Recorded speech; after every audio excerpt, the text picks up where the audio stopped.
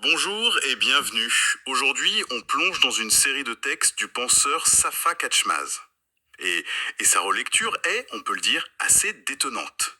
Oui, tout à fait. L'idée, c'est de nous proposer de reconsidérer des mythes qu'on pensait connaître par cœur. C'est ça. Imaginez que tout ce qu'on sait sur les récits de Mésopotamie, des mots comme le ciel, la terre, l'arbre de la connaissance, que tout ça repose sur une gigantesque erreur de traduction. Une erreur vieille de plusieurs millénaires, oui. La thèse centrale, c'est que ces textes ne parlent pas du tout de l'univers. Ce ne sont pas des récits cosmologiques. Ah non? Non, ce seraient en fait des chroniques sociales, politiques. Le ciel, par exemple, ce ne serait pas l'espace, mais un peuple. Et la terre? J'imagine que... Pareil. Une autre société, probablement une société rivale, on nous invite donc à relire tout ça, non pas comme de la mythologie, mais Comme des archives. des archives, de contrats de pouvoir, en quelque sorte. C'est une idée qui, si elle est juste, change absolument tout. Alors, commençons par le début, si vous voulez bien. Le premier domino à faire tomber, c'est ce mot Anne. Ciel. Si ce n'est pas le cosmos, qu'est-ce que ça peut bien être? Alors, pour comprendre ça, il faut revenir à la géographie de la Mésopotamie, et surtout à un élément clé, Hmm, le fleuve Euphrate. Euphrète. Oui, c'est lui la véritable ligne de partage. Dans les textes sumériens, on a deux concepts, An et Ki, D'accord. Anne et qui? Qu'on a toujours traduit par... par ciel et terre. Une opposition verticale en somme. An, le ciel au-dessus, et Ki, la terre en dessous. C'est la vision classique. Et ce n'est pas ça donc? Pas selon cette lecture, non.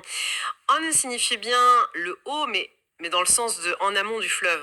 Ah, d'accord. Et Ke, ça veut dire le bas, mais dans le sens de en aval. C'est une description géographique en fait, pas du tout astronomique. Donc On, le pays d'en haut, au nord de l'Euphrate, ce serait Que, les Acadiens.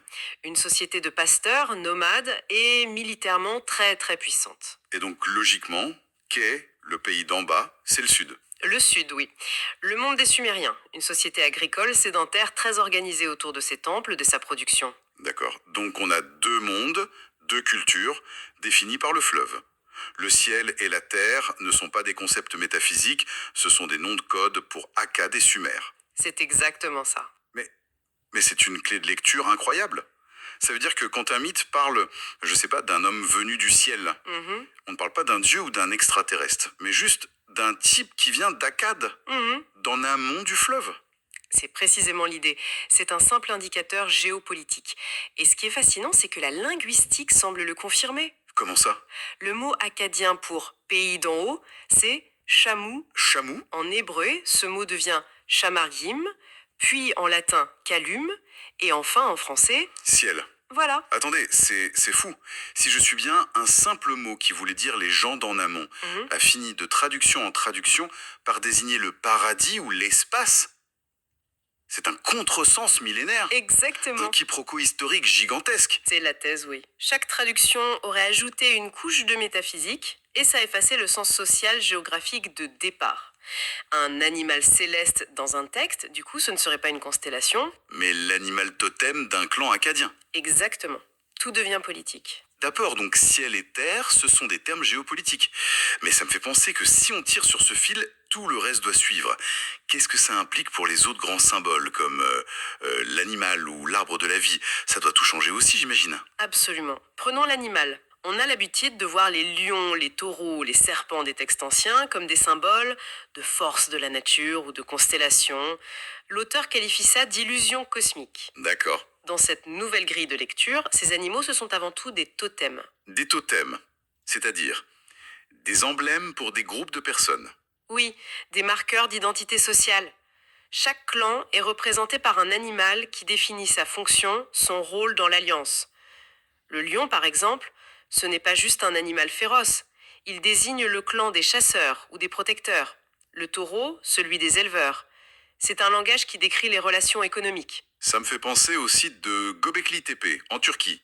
Il est couvert de sculptures d'animaux. L'interprétation habituelle, c'est que c'est un temple. Mais avec cette clé, Ça devient tout autre chose. Ce ne serait plus un lieu de culte dédié à des dieux animaux. mais plutôt quoi? Un parlement, une sorte de parlement, oui, ou une salle de conseil. Un lieu où les clans se réunissaient. Les piliers gravés ne seraient pas des autels, mais des registres en pierre. une cartographie de l'alliance. Chaque animal sculpté représente un clan signataire du pacte. Donc les animaux sur les murs de Göbekli Tepe, ce ne sont pas des dieux, mais plutôt des logos, des blasons, un peu comme les drapeaux des différentes maisons dans Game of Thrones en fait. C'est une excellente analogie. C'est exactement ça. Chaque animal représente un clan et sa place dans le contrat social. D'ailleurs, on y trouve des animaux qui ne sont pas très intimidants, des grues, des canards. Ce ne sont pas des figures de terreur d'Isine. Ce sont des identifiants sociaux. Voilà. Fascinant. Et l'arbre, alors? Le fameux arbre de la connaissance ou de la vie, s'il n'est pas un axe mystique qui relie le ciel et la terre, qu'est-ce qui peut bien être? Eh bien, il est le symbole de l'autre monde, la société agricole sédentaire, le monde de Sumer. D'accord. L'arbre, avec ses racines, il représente l'enracinement à une terre, la propriété, la lignée, c'est un registre social vivant. Les racines, ce sont les ancêtres, le tronc, la génération actuelle, et les branches, Ouais, les descendants? voilà.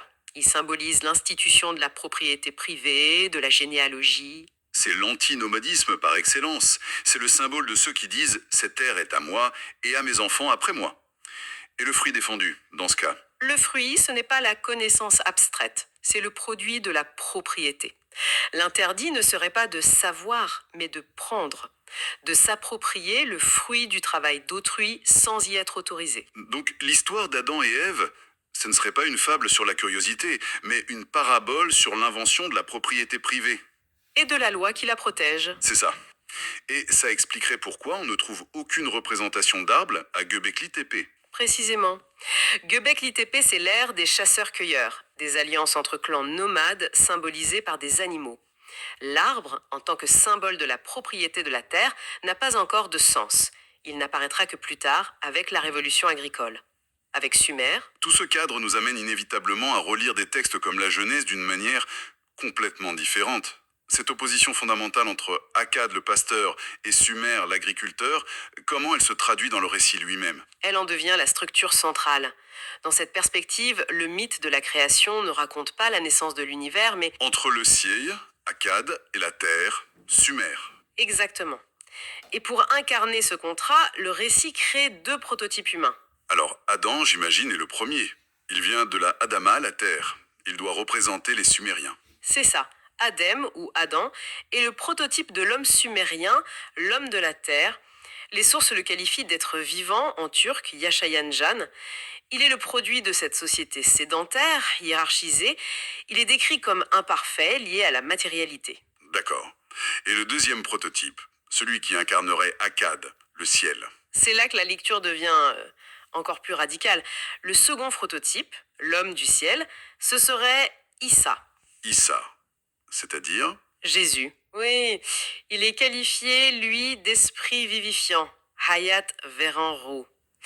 Il représente la société pastorale acadienne, nomade, plus individualiste. Il serait le monogénès, le fils unique, celui qui est destiné au sacrifice pour sceller le pacte. Je vois. On aurait donc un prototype sumérien, Adam, l'homme de la terre, et un prototype akkadien, Jésus, l'homme du ciel. Mais ça remet en cause des siècles de théologie, hein. L'idée que le christianisme est une branche du judaïsme est absolument centrale. Et c'est précisément ce que cette théorie cherche à déconstruire. Elle suggère que cette filiation est un dogme. En réalité, le judaïsme et le christianisme primitif viendraient de deux matrices socioculturelles non seulement distinctes, mais opposées. Opposé, hein. Oui, le judaïsme prendrait racine dans le monde sumérien, agraire, légaliste, et le christianisme primitif, lui, viendrait du monde akkadien, pastoral et nomade. L'opposition entre l'esprit et la chair, le ciel et la terre, serait le souvenir de ce conflit historique. C'est une affirmation vertigineuse. C'est une théorie qui reste très marginale, non? Qu'est-ce qui, dans les textes, pourrait soutenir une idée aussi radicale? L'argument principal repose sur l'incompatibilité des structures sociales que ces traditions décrivent. L'une est basée sur la loi collective, la terre, c'est Sumer, le judaïsme. L'autre sur le sacrifice individuel et la mobilité, c'est Akkad, le christianisme. La théorie propose de voir les oppositions qu'on trouve dans le Nouveau Testament, comme Pierre contre Paul, non pas comme des débats théologiques, mais comme le choc de ces deux mondes. D'accord. Une alliance qui, d'après les sources, n'était pas qu'une abstraction. Elle avait des implications très concrètes, presque brutales, notamment sur la nourriture. Il y a ce passage de la Genèse. Je vous donne toute herbe verte pour nourriture. L'interprétation qui en est faite est difficile à entendre. C'est le point le plus troublant de l'analyse, en effet. Selon cette lecture, il faut prendre le langage symbolique très au sérieux. De la même manière qu'un animal peut désigner un clan, une plante pourrait aussi désigner un groupe humain. Et donc, les herbes vertes. Ne désignerait pas des légumes. Pardon, mais il faut qu'on s'arrête une seconde là-dessus. C'est une affirmation explosive. Où veut-on en venir? À l'idée que cette phrase du pacte désignerait des groupes humains spécifiques. Les sources citent les Nabatéens, par exemple, comme étant une ressource pour les autres. Et pour nourriture serait à prendre au sens littéral. Ce serait à prendre au sens littéral, oui. Vous êtes en train de dire que le texte fondateur décrirait un pacte qui légalise une forme de cannibalisme ritualisé, que certains groupes seraient désignés comme consommables. C'est ce que la théorie avance. Mais sur quoi se base cette idée? C'est un pas immense. Le pas est immense, j'en conviens. L'argumentation s'appuie sur une lecture systémique du langage totémique. Si le lion, le chasseur, mange la gazelle, le chassé, et que le lion et la gazelle représentent des clans, alors la prédation est une métaphore de la hiérarchie sociale. L'analyse pousse cette logique jusqu'au bout. Elle suggère que la métaphore n'en était pas toujours une. C'est une lecture qui voit le mythe non pas comme une belle histoire, mais comme un contrat social, brutal. C'est extrêmement dérangeant, mais les textes parlent aussi d'une évolution, d'une manière de dépasser ça. Comment est-ce qu'on en sort? Par la sublimation, par la création de rituels et surtout de plats symboliques. Des plats qui permettent de rejouer l'alliance originelle sans avoir à la consommer littéralement. Et c'est là que la cuisine entre en scène. La cuisine? Oui. L'exemple central donné est un plat très connu au Moyen-Orient, l'ishli köfte ou kibé. Le kibé. Ce plat n'est pas vu comme une simple recette, mais comme un monument comestible de l'alliance entre Akkad et Sumer. Attendez, on parle bien d'une boulette de viande farcie. Ne me dites pas que la structure même du plat a un rapport avec tout ça. La viande et les céréales, c'est ça. C'est exactement ça, vous y êtes. La structure du plat est un contrat social miniature. Réfléchissons-en. L'enveloppe extérieure, la coque, elle est faite de boulgour, une céréale. D'accord. Elle représente Sumer, la société agricole, la terre. Et la farce à l'intérieur, c'est de la viande hachée. Ce serait donc Akkad, la société des pasteurs, le ciel. Précisément. On a littéralement le ciel enveloppé par la terre. C'est l'union des deux mondes dans une seule bouchée. Les deux éléments sont distincts, ils ne sont pas mélangés, mais ils forment un tout cohérent, une structure. C'est un pacte qu'on peut préparer, partager et manger. C'est une façon de maintenir le rituel en remplaçant le sacrifice humain par un acte culinaire symbolique. Le cannibalisme est sublimé en gastronomie. Voilà. Alors, si on résume, on est parti d'une relecture du mot ciel et on arrive à une boulette de viande qui serait un traité politique. Toute cette perspective semble nous dire une chose. Il faut arrêter de lire ces textes avec la tête dans les étoiles. C'est tout à fait ça. C'est un appel à lire ces récits, non pas comme des contes naïfs, mais comme les archives complexes de notre histoire sociale. Des archives encodées dans un langage symbolique dont on aurait perdu la clé. L'ordre social ne descend pas du ciel. Non, il est construit, négocié, parfois de manière très violente, et même consommé ici-bas. Ça change complètement la perspective. Les animaux, les arbres, la nourriture, tout nous parle de pouvoir, de société et de contrat. Chaque mythe devient une constitution, chaque rituel un amendement à cette constitution. L'histoire n'est pas seulement dans les bibliothèques, elle est aussi dans nos assiettes. Une dernière pensée pour la route qui est assez vertigineuse. Les sources soulignent que le mot koubé, qui désigne ce plat, partage la même racine que koub, c'est-à-dire le dôme en architecture.